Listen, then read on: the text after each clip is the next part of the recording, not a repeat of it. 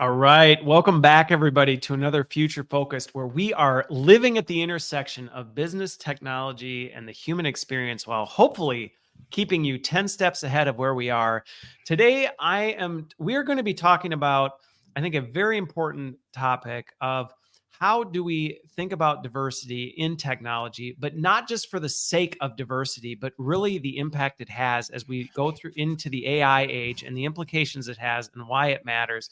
So to navigate this conversation with me, I am joined by William A. Adams. He is a seasoned technologist. That's what we decided on backstage. So I'm looking forward to this, William, and I'm so glad that you accepted my invitation to be on. I think your experience and even just the fun we had chatting backstage, we're going to have a good conversation. Well, thank you, Christopher, for having me, and let's roll. Yeah, let's do it. Let's do it. So for those who may not be and by the way, this is completely unrelated to the topic, but I always get a kick out of this. When the intro music's rolling, I can see the camera of the person, and sometimes, but you were jamming to it, which I always do the same thing. I'm always kind of bouncing to it because I like my intro music. So I always enjoy when I see other people enjoying it as much as I do. Yeah, we are not robots, right? No, we are not.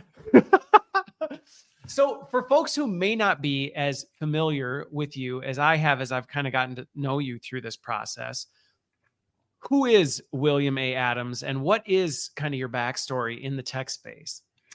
Yeah, so for those who aren't looking at me, I'm a black guy. I'm 59. This is I'm cruising through my 60th year on this planet.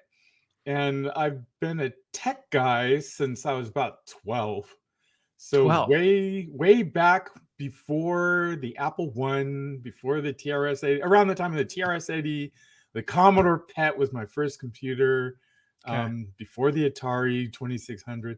So I've been in tech forever. And I'm self-taught in that way. I taught myself assembly language programming and all sorts of other stuff as a 12-year-old, Yeah. Because there was no one around to teach you that stuff. There was no YouTube. There was no you couldn't just go on the internet and look things up. No, there was no internet. No, there was. Later came computer clubs and stuff like that you could hang out with people. But it was just like there's a couple of magazines, and this thing came along called bulletin boards. If you're lucky enough to have a beep modem, So I've been tech forever, and I ultimately went to UC Berkeley, studied electrical engineering, and pretty soon in the early 80s, I formed a company with my brother, and we did software, and it was the heyday of, we're going to change the world. So we did some software stuff. We latched on to Next Computers when Steve Jobs formed that company. We did that for a while until they petered out. And ultimately in 1998, I joined Microsoft. And it was to work on this thing called XML, which is just a file format that's out there in the world, like HTML. And various things at Microsoft. I did that for 24 years. I did everything from shipping core components to helping us establish our development environment, our dev teams in India. I lived in India for 3 years. I helped develop some of the first services on Azure. And I ultimately was the first technical advisor in the office of the CTO, Kevin Scott. And then I did some other things, and then I left. One of the things I did in there before I was in the office of the CTO was this thing called LEAP, which was a program to help us hire women and minorities into the company. And that was a big deal, and it's still running today. And it's more than just go find 5 or 10 black folks. It's like, how do you really change the culture of the company to recognize that people are of value with lots of different perspectives and backgrounds in the world. So that's my life in a nutshell. And now I'm doing other stuff. So out of curiosity on the background side, and we'll do a little bit of a trip down memory lane to get us to the future side of it.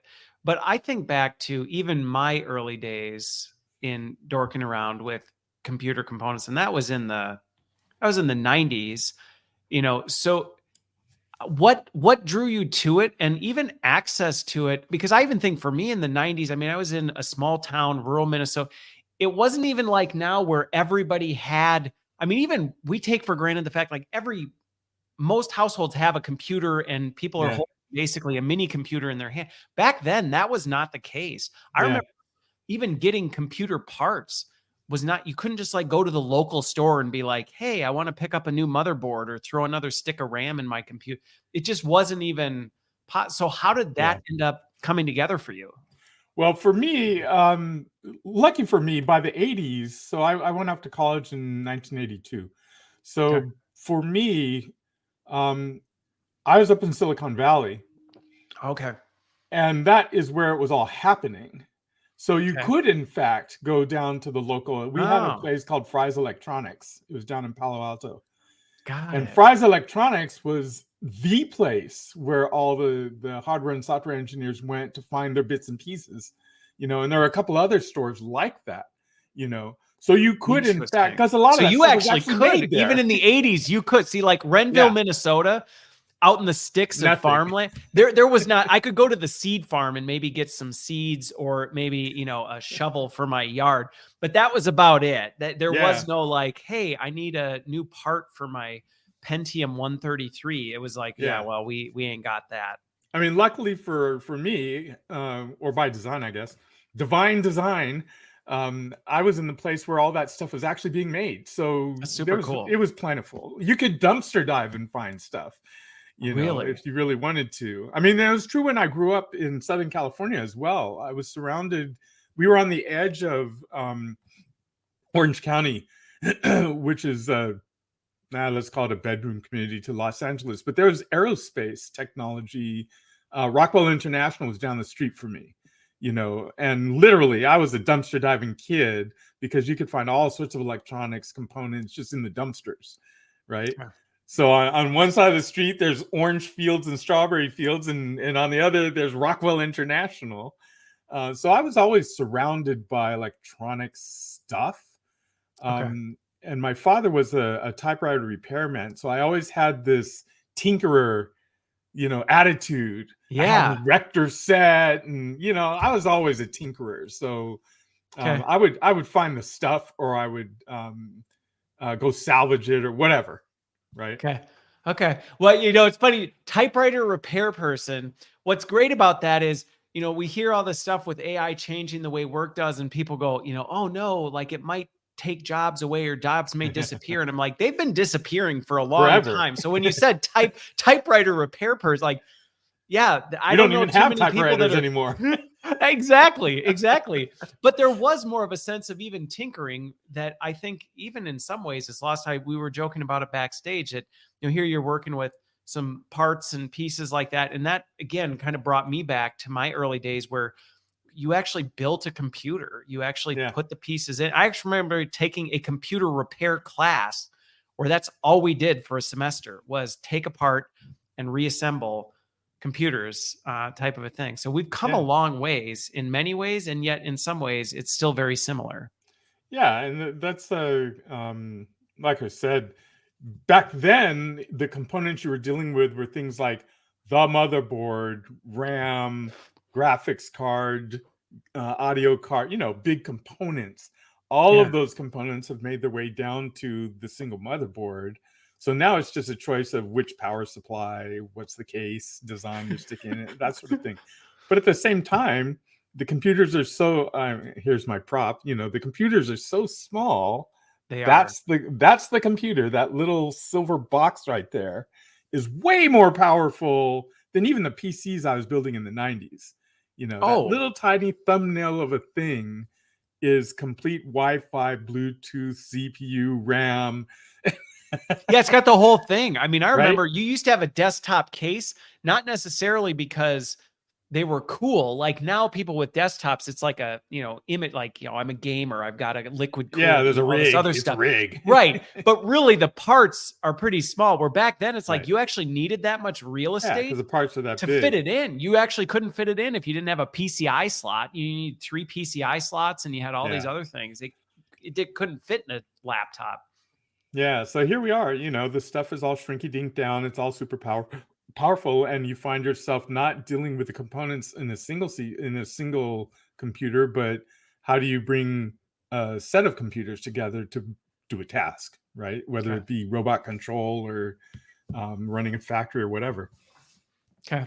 So transitioning on to the diversity piece, I am curious, not necessarily to sit and dwell on the past of it, but that experience, I think, I have to imagine would be different than probably many people would expect if you're not coming from that background. But then Right. on top of it, sometimes, especially being in the HR space, over the years, I've heard things like, oh, well, we really need to have more diversity in tech. And it's said as this very just like, go find some people to do this. And Yeah. my observation has been it's more complicated than that, because there is a whole just lot of aspects going into that. So what was that experience like for you? Because I mean, I just know the tech space well enough to know it's not like it's dominated by a diverse audience of people participating. It really just isn't, and hasn't Yeah. been for a very long time. Yeah, I mean, it's a one of the questions you asked me that I didn't quite answer is how was I drawn to it? I was Yeah. a shy kid, and the fact that I would just kind of be able to go in my room and program an assembly language on a computer is like nirvana to me, because it's like, Yeah. oh, it's just I'm in my little shell. I can do my thing. I don't care what anyone else thinks. I'm not reliant on anyone. Perfect, right? That's Yeah. what probably drew me to it in the first place. So for the longest time, being the only black dude doing whatever never really occurred to me that much. Okay. I just did what I did, right? Yeah. And there was plenty of places where it was obvious. It's like, well, you're not getting this same opportunity. And it's still true today. You're not going to get this opportunity because you're black, or rather, because you're not in the dominant culture, is the proper way Okay. to say it. Because even when I was in India, the reason I wasn't able to do certain things wasn't because I was black, it was because I was not Indian, right? Really? And when I was in Africa setting up a development center there would be limitations, not because I wasn't black, because everyone was black. It's You just because I weren't the wasn't from a dominant, you certain weren't the tribe. dominant culture. Yeah, I wasn't Kenyan, right? So there's always places where you're not the dominant culture thing, whatever it is. Yeah. In the US, in tech, it used to be the dominant thing was white males, Yeah. White right? dudes. If you roll forward to today and look at a lot of companies in tech, and I'm sure I'll offend some people by saying this, it's not white guys, it's a bunch of Indian guys now. And again, I'm not Indian either. Even though my Yeah. wife is Indian, I lived in India, I speak the language, I'm not Indian. So I'm not going to be part of that dominant culture that's making lots of decisions. And I'm not trying to be racist, I'm just speaking the facts, right? Yeah. The halls of the company that I left is dominated by different cultures now. It used to be dominated by white guys in leadership. Now it's dominated by Indians in leadership. So monocultures are always not great, no matter who's Yeah.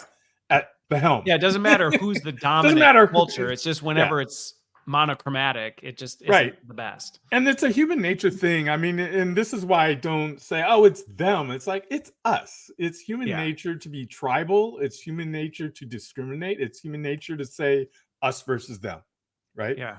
It's hard for us to break away from that because this is how we got as far as we are today, right? We are the tribes that survived, right? By Right. banding together and saying us, them, war, we win, they lose. We survive, they don't.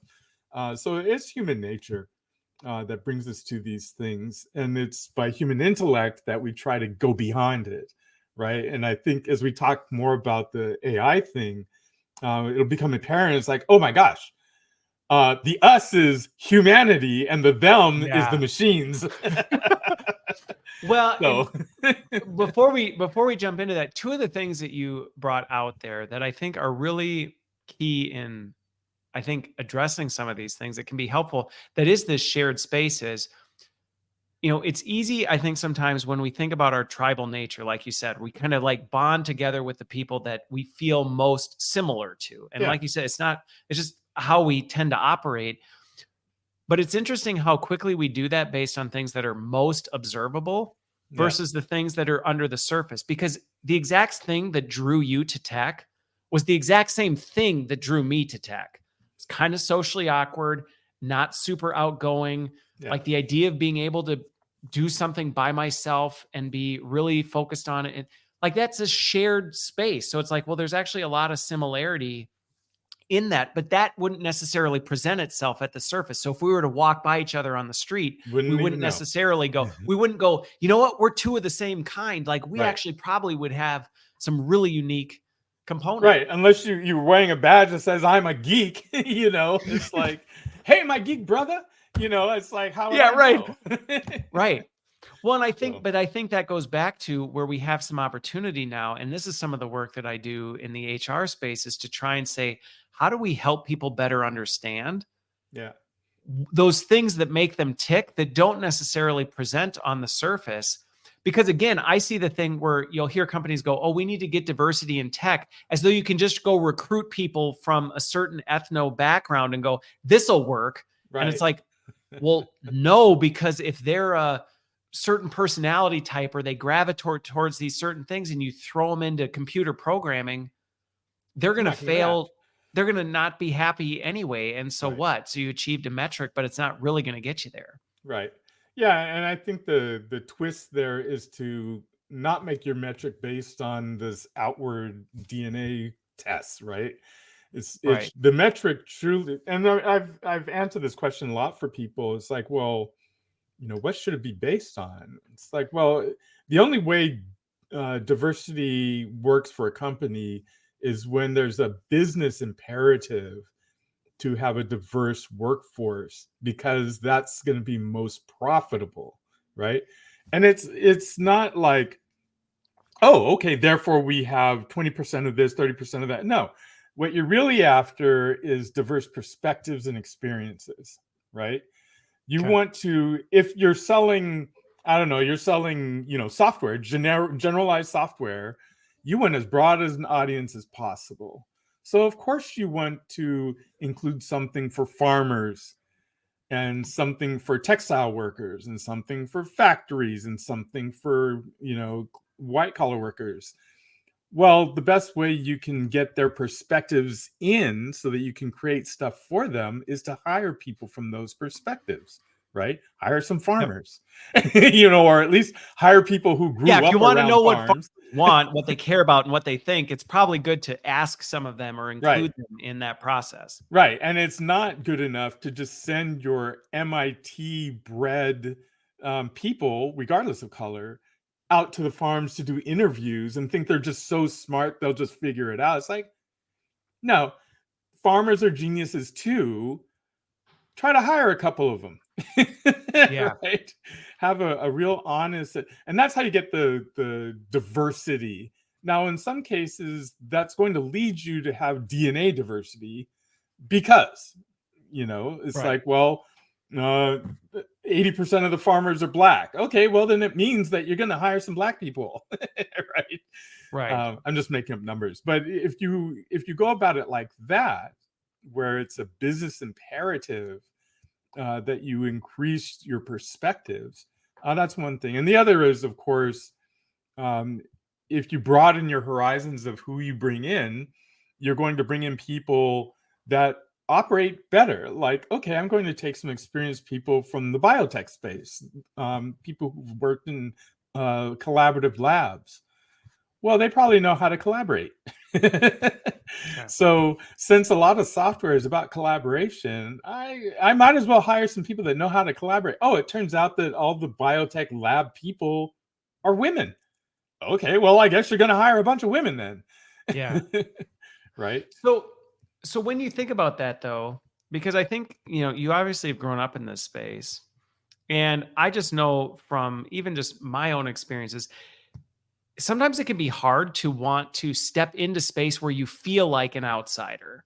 Yeah. You know, you're like, like I maybe like the same things, but I definitely, like you said, when you were in India, you definitely weren't Indian. So it can be hard to do that. I feel that way whenever I go to a place where people are into sports, because I'm not into sports. And so I always feel like, ooh, I don't know how I'm going to have these conversations. And this could be, what are some of the things that you've observed that works well to help people cross that divide? Because I can see where it has to be intimidating no matter what for someone. If it's like, hey, we really want to bring in, let's say we want to have more diversity on our tech team.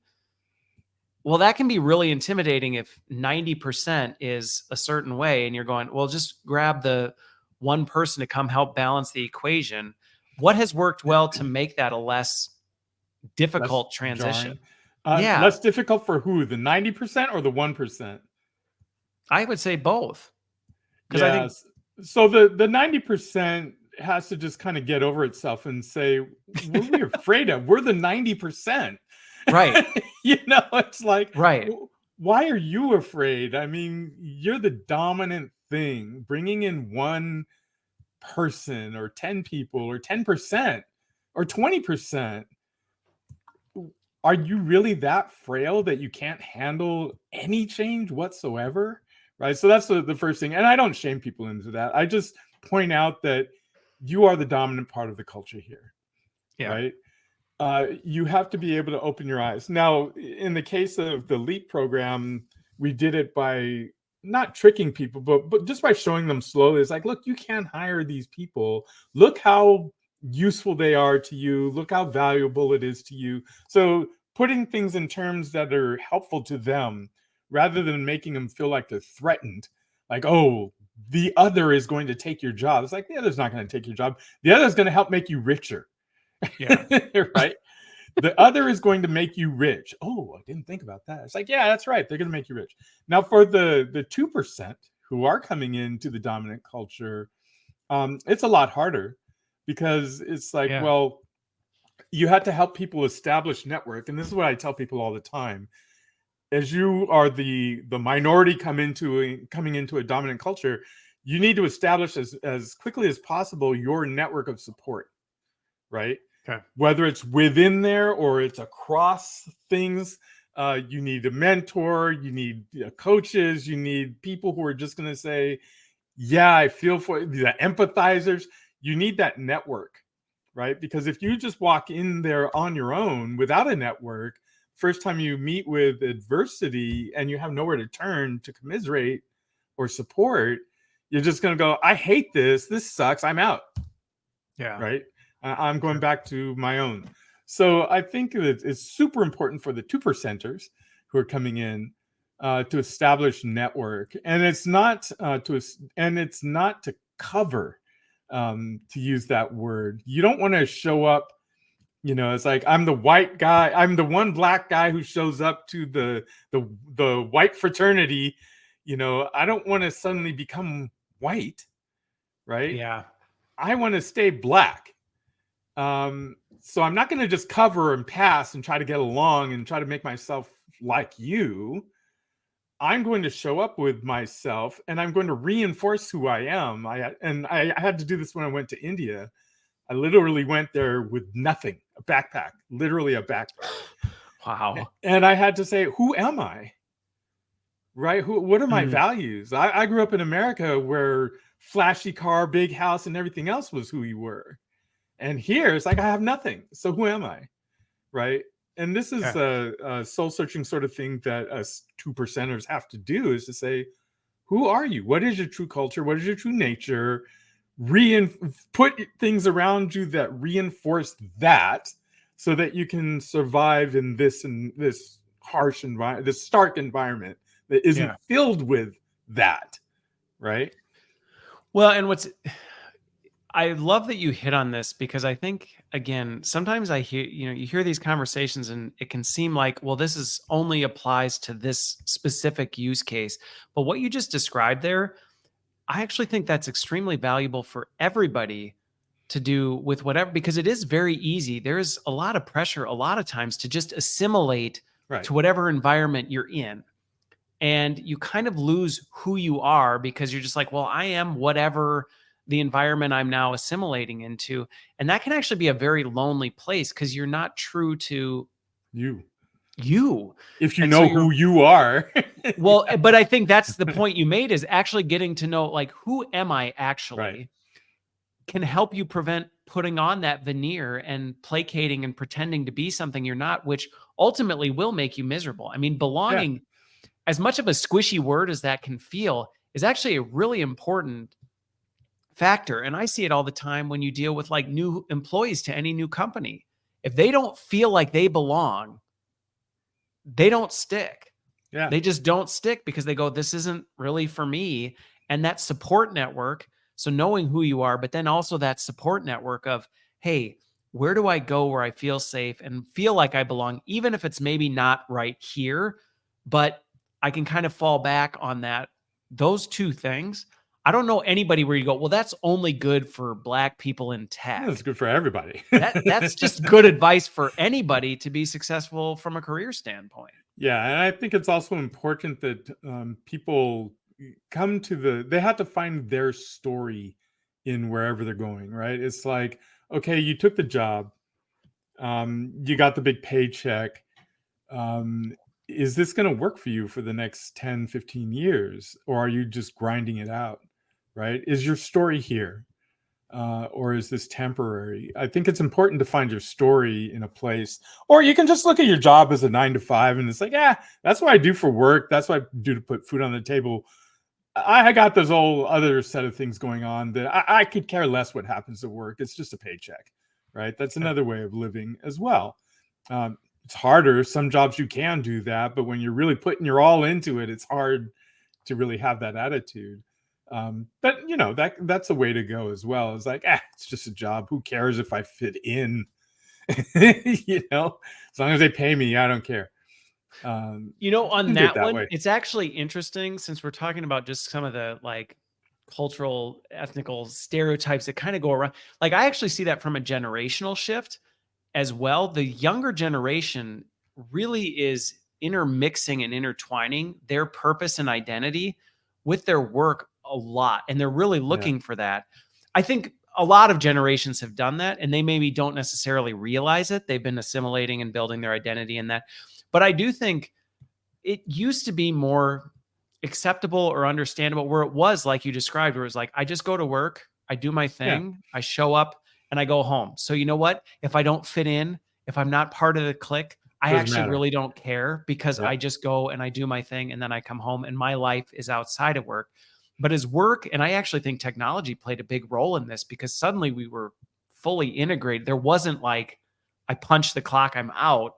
All of a sudden it was like, well, my work friends are my friends and my communication that's happening is across the board. All of a sudden it became a lot more difficult where not belonging in your work environment changed Means things you might not have significantly. a social environment either. Right. It might mean you have no friends and no support network because it's like, Right. well, you don't click. So therefore you've got nothing. Yeah, and this is, I mean, that may have in the past or even today get filled in by other structures like you. It's like, okay, there's work, but I got my church group that I'm a part of, and that's big, Right. and on and on. And that might even be where you found your next job. Is you went to your social group, your church, or something, and hey, I'm looking for a job, and somebody knows someone, and there you go. So yeah, and it's also different between blue collar and white collar. Um, and now maybe no collar. Now, no collar. Yeah. There is no collar. Well, so on this one, because this actually is a natural transition point, because one of the things that I've observed that ties into this thread in our discussion is in the last, it's probably been happening longer than this. People act like this generative AI is the emergence of AI, which it's not. But I think it was one of the first kind of spaces where people suddenly had this existential identity crisis where it became like, uh-oh, this machine could actually do at least large portions of my job. Yeah. And it freaked people out a lot, going back to some of the things we've been talking about, where it's like, well, they didn't really know who they were. They didn't Mm-hmm. really know what their contribution was and where they fit in. And so when all of a sudden, large language models seemed like, uh-oh, it could do it for me. It actually really created major disruption for people.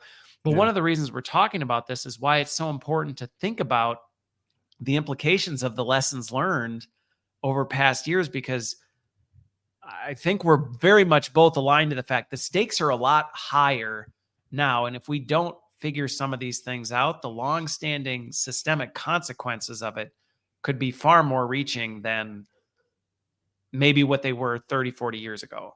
Yeah. Yeah. I mean, there's so many things in what you said. One is to recognize that the current awakening is really awakening for blue or white collar workers, Yes. right? In the past, I mean, talk to coal miners for the last 50 years. They've been like, tell me something I don't know. Right. You know, right. Or it's if you like, worked on a factory floor, I mean, automation and you've robotics been was, you've been replaced dealing every with this. year. Exactly. So now, you know, ask not for who the bell tolls. So it's coming for us, the white collar workers now. And we're no different than the past. Now, why it has an effect on humanity as a whole, though, is because the LLM systems in particular, by their very nature, they lock in a bias based on a point in time, right? Okay. Those language models are built off of, they're trained off of text and videos and whatever they've seen up to this moment, right?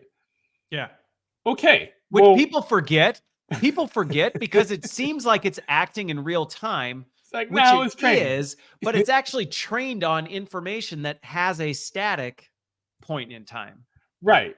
And you have to say, okay, well, what data was it trained on?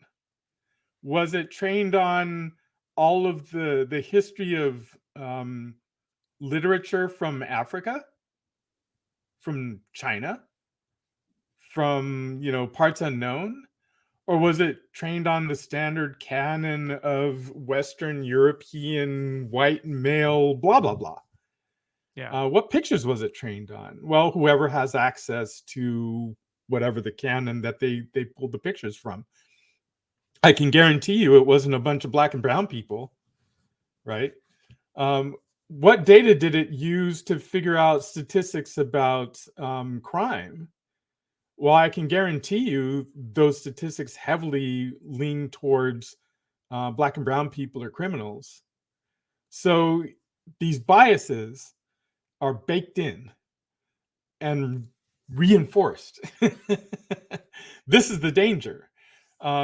Because if you say, okay, great, and start asking it questions, you know, I'm about to give a loan to somebody. Here's the person's makeup.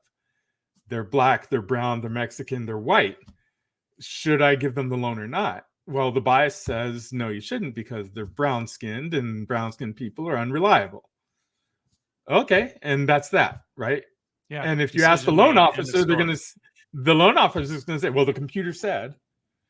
Right. Because it's kind of the black box of AI. They just Right. input stuff. They get the answer out the other side and Yeah, say, no one's going to here's what we question it. did. Your loan officer isn't going to say, well, you know, that model was based in it and it has some biases against your. I'm going to approve the loan anyway because, you know, forget that. Right. That's not going to happen. Well, because they're So, putting theirs, they would be putting their skin in the game because all of a right, sudden it's like, wait, you overrode what the system told you to right, do and because they're not even in a position to do that. You know, right. they're there to sign the papers.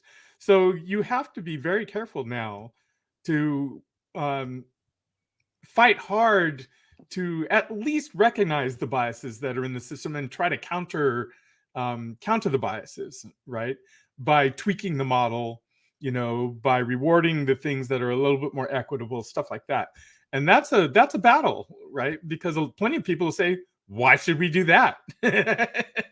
It's approving the stuff that we want to get approved, and it's disproving the stuff we don't. It's rewarding the tribe I want, and it's not rewarding the tribe I don't want. What's the problem, right? Which, going back to something you said before, if you're in the predominant culture, you're good. which again, regardless of what it is, if you're in the predominant culture and AI is doing things in your favor, and you're happy. Again, this is not just being, it's just you're going to be less likely to say, hey, hang on a second. Yeah. I don't like this. I think it should be going not in my favor because that's what would be right or fair. Right. And it's not and maybe this is controversial, but it is not human nature to be fair. Human No. nature is to be tribal and to be biased, right? I mean, you will defend your family first before you defend your neighbor's family. That's just the way it is. Yeah. It's an intellectual challenge to go beyond that and say, oh, wait. I know you were about to give me $100,000, but that wouldn't be fair. Why don't you give my neighbor over here 75 and give me 25? Because that would be more fair. Right. Right. It's Or I like, just observed that person right next to me was rejected. Could you give my approval to them and reject me yeah. instead? Yeah, it's like people don't do that. People will go, you got rejected. Oh, that's really, yeah, we should do something about, but you're approving mine, right? Yeah. So that's our nature. And you have to recognize that we're fighting against our nature to try to be more equitable. And that's why I don't have an attitude of they did it to me, woe was me, it's them. It's like, it's human nature. If you want yours, you have to go get it. If I want mine, if I want the system to be more equitable, more less biased against me, I have to work towards making it not as biased against me, right?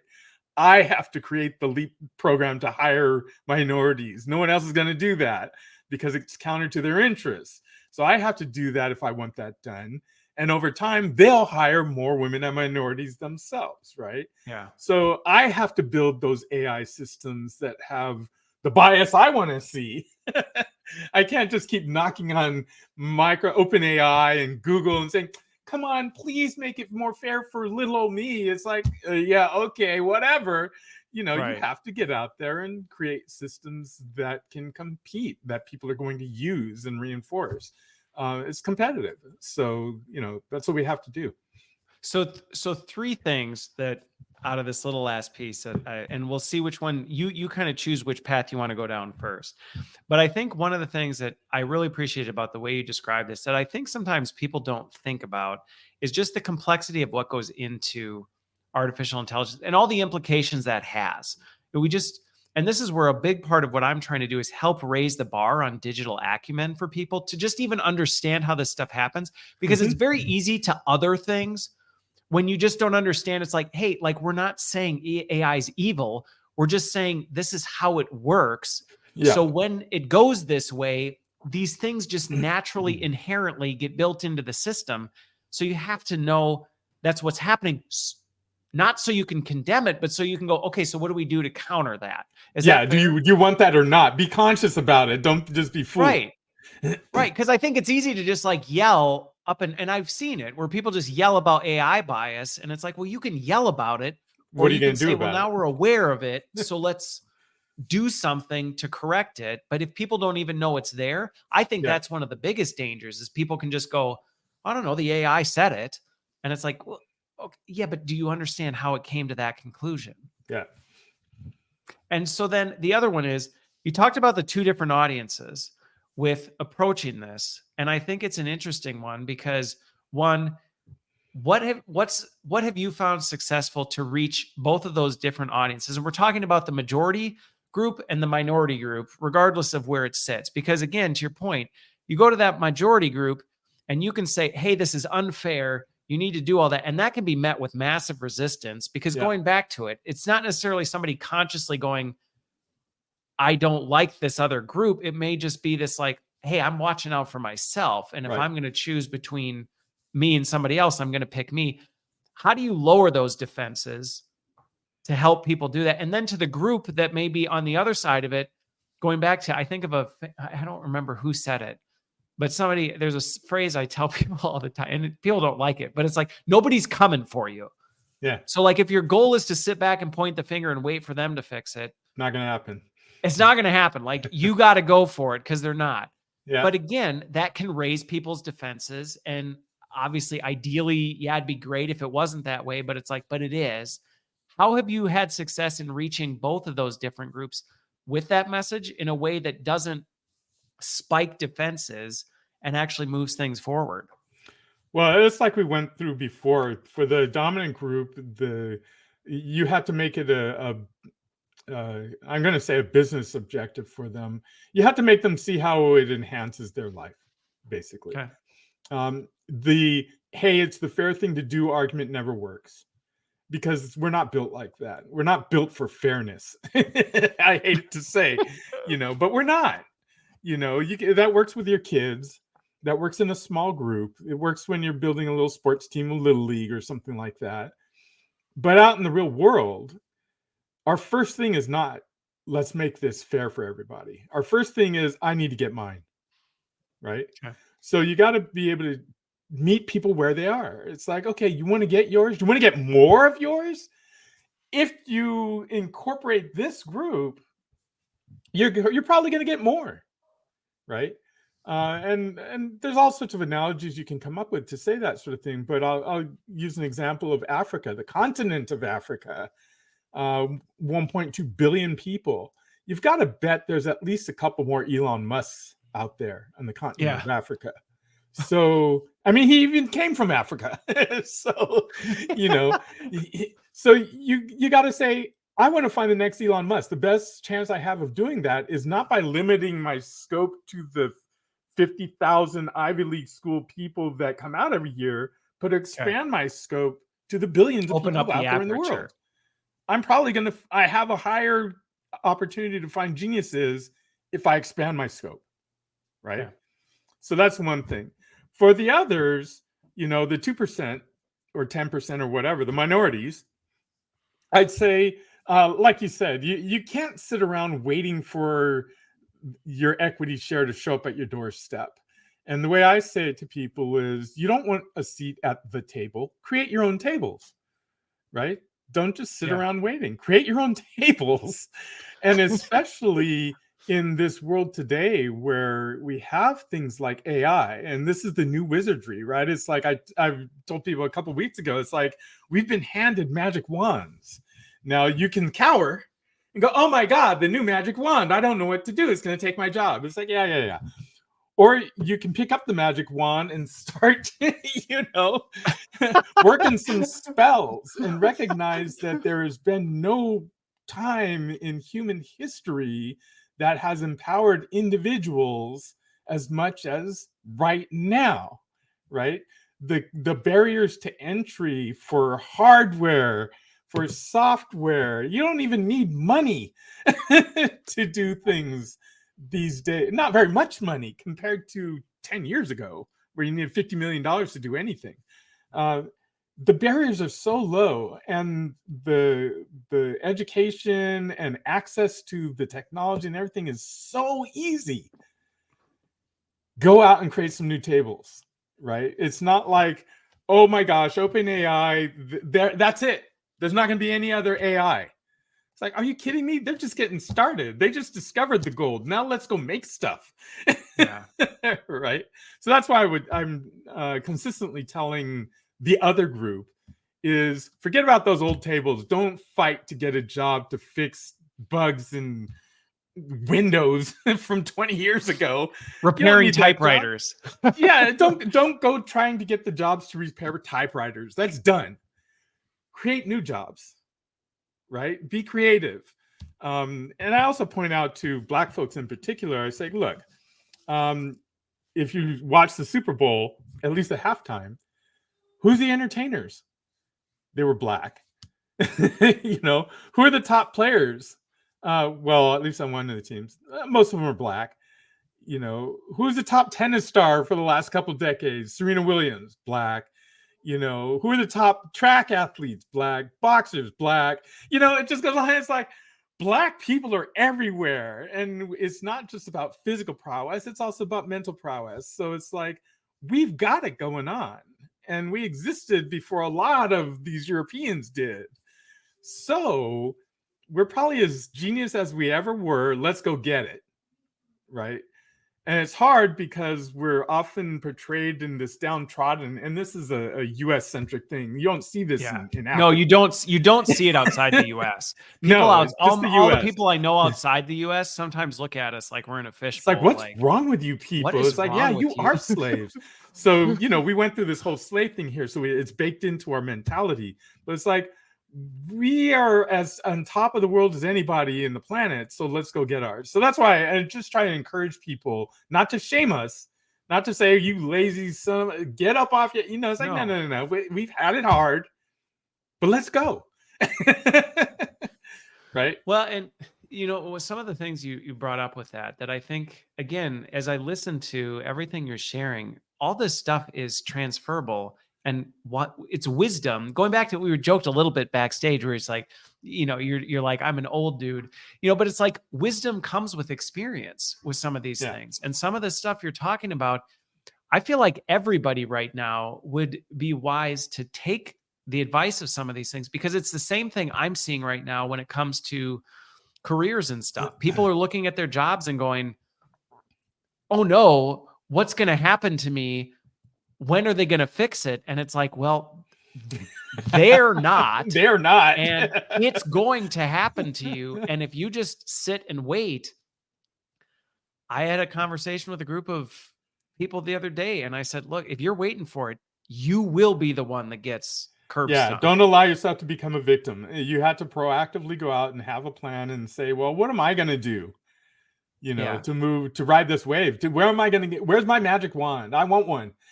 When I love that. You've got the magic wand. Make a new table. Don't sit and go, well, when can I go sit at that table? It's like, forget that table. Screw that table. Yeah, that table's done. It's probably going to get tossed out next week. Go build a table that's going to last longer. Right. There you go. So, well, no, so with that though, I am curious, as you look at where things are, because you've obviously seen, I just even think in my own lifetime, some of the cycles of this stuff repeat, and it feels like it's new, and everybody freaks out and goes, oh, this is all new. And it's like, it's not new. This is just the next generation of some of this stuff. But I do think there are some legitimate things that we haven't had to deal with before. Are there any things, as you look at the way technology is moving, or you look at some of the risks on the table right now, that genuinely have you concerned, or where you go, hey, this is something that I actually feel very strongly we need to do something? And not we, like somebody else do it, but like me personally, where I go, I actually think we need to step into the fray on this, or this is going to come back to bite us. You mean things like corrective measures to take, or what do you mean? Yeah. Exactly? Like, are there things that you just go, hey, I personally want to be involved in this, but I would want to raise awareness. Like, this is a corrective measure that I see, if we just ignore it and go, it'll work itself out, it won't work itself out. No, there's nothing like that, because, well, I should say it like this. There's lots of things like that, but my reaction is not to point it out and try to prevent it. My response is to make sure I'm aware of it and make sure I work my countermeasures to it. For example, it's clear to me that humanoid robots are going to become a part of our workforce. All right. You can't stop it, because there's too much of a profit motive to make that true. Right. So that's going to happen. All right. Well, that's going to put a lot of people out of work. Now, and it's going to make some people super rich. Some of the people who are already super rich are going to become super, super rich. Yeah. My response to that is to say, okay, Black folks, why don't we get in the game? Why don't we create some humanoid robots? Why don't we create, or other kinds of robots? Maybe they're not humanoid robots. They're other kind of robots. What's our barrier to entry for that? Well, we were talking earlier. I was pointing at my little computer here and saying, I need to imbue this thing with some intelligence so that we can build robots more quickly and easily, just like the big boys are. So my response is to look at my fellow ancient wisdom infused tech buddies and say, we have a responsibility to contribute our wisdom as low on the pyramid as we can, so that those people have a chance. So instead of paying $6,000 for an experimental robot arm to teach our kids how to do robotics, let's come up with a robot arm that's more like $1,200 and is industrial grade and all this sort of stuff, so that our kids have a chance of getting in on that and spurring their creativity and stuff like that. So that's my response. These things are going to happen. The bias stuff is going to happen. There's no way in the world I can change that. The tide is too great, right? But I can create systems that collect data from different sources and try to make that system successful, right? Yeah. I can collect more. It's like, okay, I can't spend $10 billion like Microsoft is spending on OpenAI, but give it a year or two, and it's not going to be $10 billion to come up with the same result. It's going to be a few $1,000,000 because technology moves along. Let's know that that's going to happen, and let's be prepared for it. And let's start collecting data now so that we can train our own systems to compete with those systems in time, right? So that's how I view it. It's like, I can't stop certain things, and you can only raise certain awareness. And it's like, yeah, humanoid robots are going to do this and that. Biased AI systems are going to do this and that. Let's just build the systems that keep us in the game so that we don't end up being afterthoughts, right? It's like, well, the system wasn't built for you, so I guess you're going to starve. Right. So those are, you just hit on two of them that I think are actually really tangible, practical things that people can think about on this. So like you said, the fact that I agree, the robotics piece, it's an inevitability. So it's a matter of what do you do to prepare for that? And how do you, again, make it more accessible so that you can do it? I think the same is true with the bias piece. I've said for a while that the general, broad, wide reaching AI, generative AI that we see now, we're already starting to move past that. And people are going, that's really good, but it's like so general. We actually need it to be hyper specialized. And we're already moving into that age where people are spinning up new versions and going, yeah, our solution to everything can't be, let's just create an API to GPT-4. Like that's just not, it doesn't do a great job of that. We're going to need to hyper specialize in these certain areas. And you're starting to see some of those. Are there any other ones that you look at that just, with your lens that you go, I think this is another one of those inevitabilities. So we talked about kind of the bias of the data. Yeah. We've talked about the robotics. Are there any other ones that to you, as you look over things that you go, I think this is another one where inevitably this is probably going to happen. So we probably need to just think about it this way.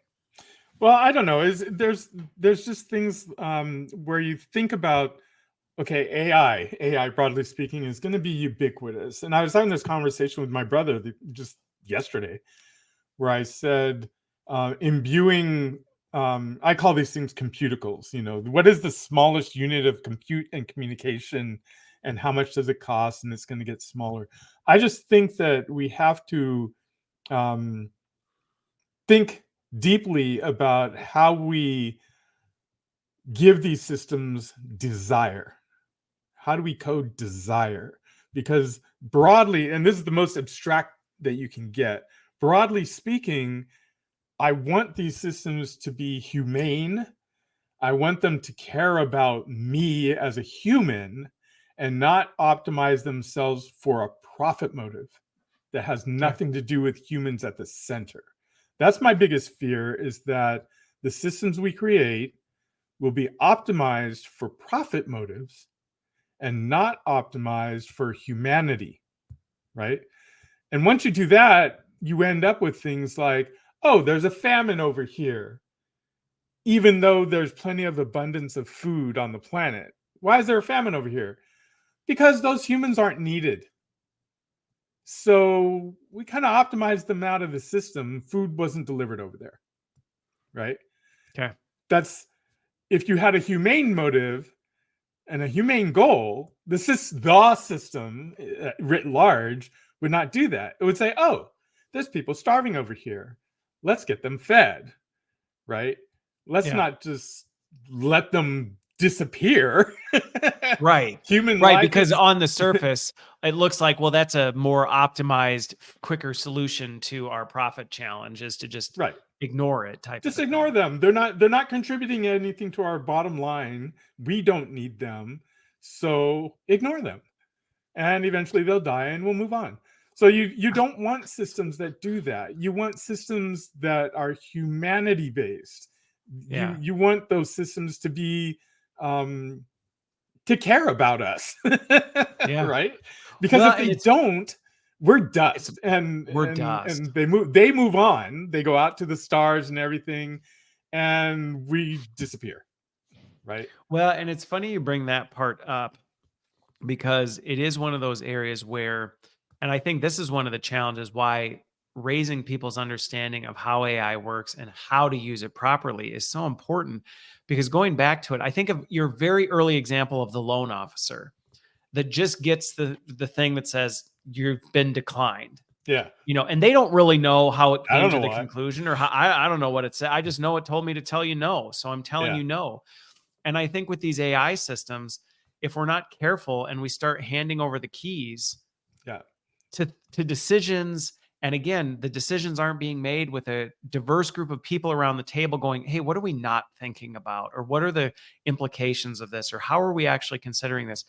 We may not even know how it's making the decisions. Right. And we just end up going, well, it said to do this. And we Yeah. may not even know that it's deciding to do that with this kind of long-term implication, because we're like, it just said do that. So we're doing it. And that's, if anything, I feel like our human tendency of being lazy may Will actually lead be us to that. one of our biggest threats, is the fact that it's like, well, it's just easier to let the machine make a decision for me. I don't Yeah. know how it came to the conclusion. I don't know why or the implications of it.